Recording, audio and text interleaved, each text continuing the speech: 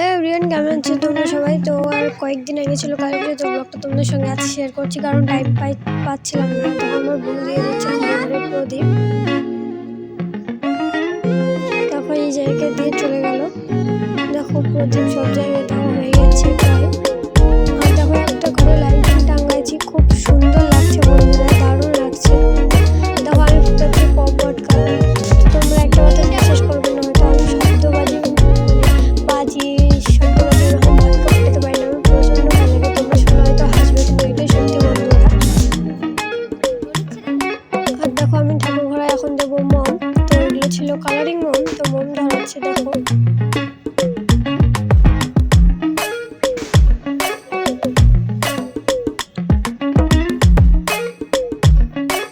মম বসানোর পর ধরানো হয়ে গেছে।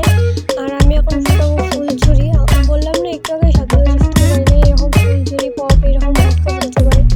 তো দেখো ফুলঝুরি ফুটাচ্ছি, খুব মজা লাগছিল ফুলঝুরি ফুটাতে।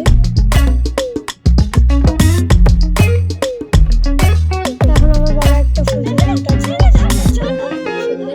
তো আজকের ভিডিওটা এই পর্যন্তই। দেখা হচ্ছে তোমাদের নেক্সট ভাইফোঁটার ব্লগে। তো তোমরা ভালো থাকো।